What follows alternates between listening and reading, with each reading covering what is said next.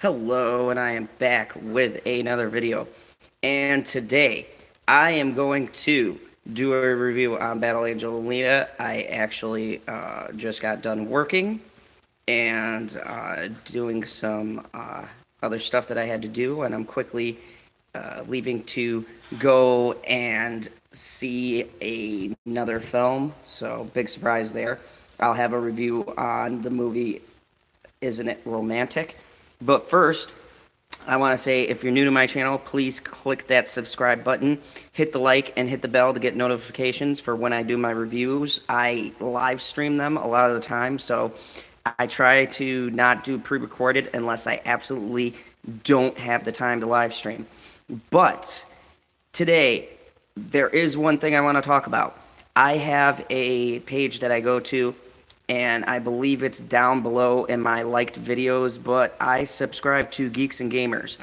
And if you want some honest news on everything that goes on, from Star Wars to this funny marketing with Captain Marvel and other things such as that, and you want some pretty fair and accurate updates, then check out Geeks and Gamers.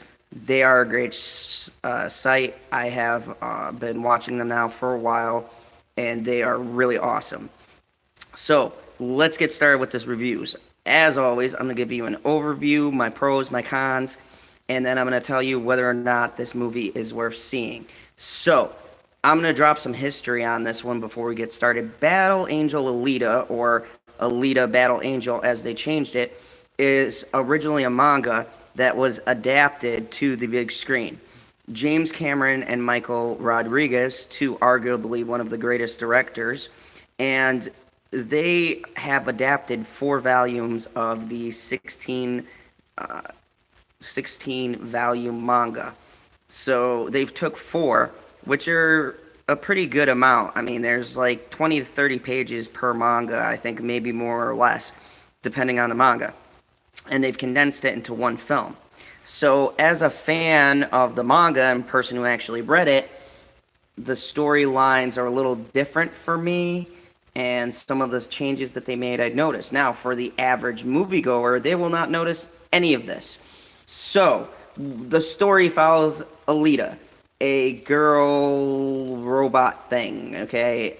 I don't know really how to describe it, but she was basically found by this guy played by Christoph Waltz, who is a scientist, and he fixes broken robot body parts, and he decides that he is going to put her back together.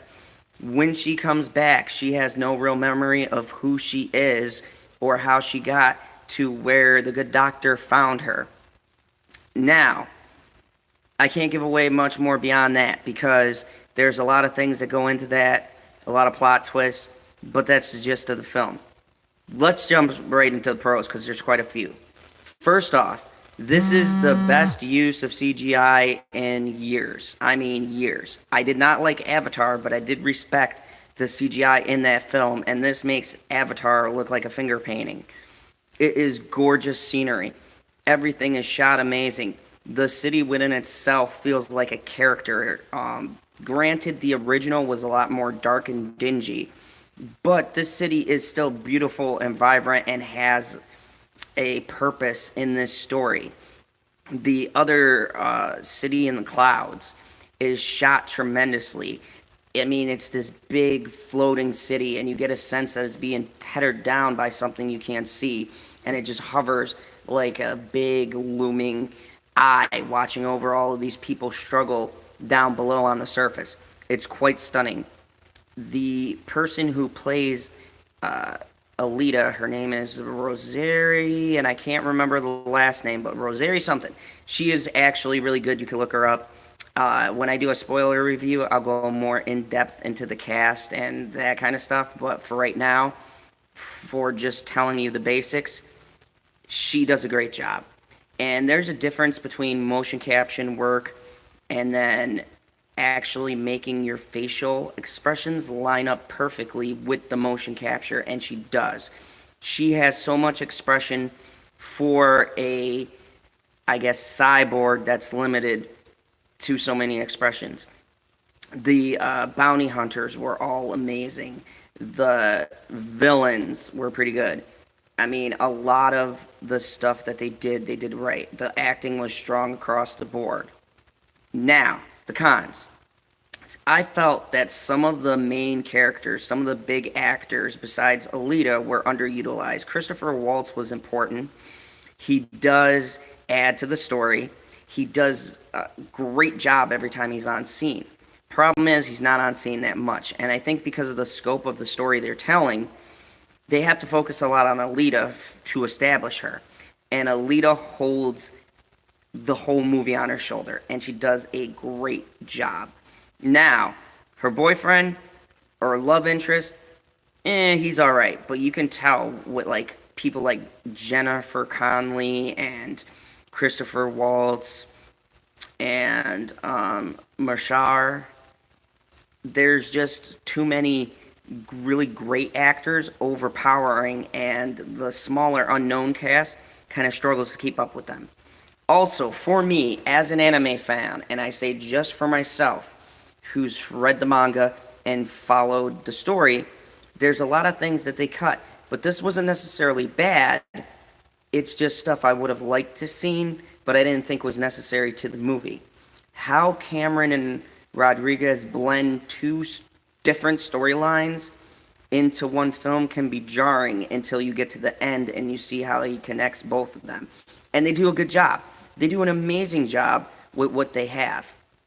My other thing that I loved about this film was that this was a powerful female character without marketing that. They didn't say, oh, Alita was going to be this great female presence that you can follow and little girls can look up to.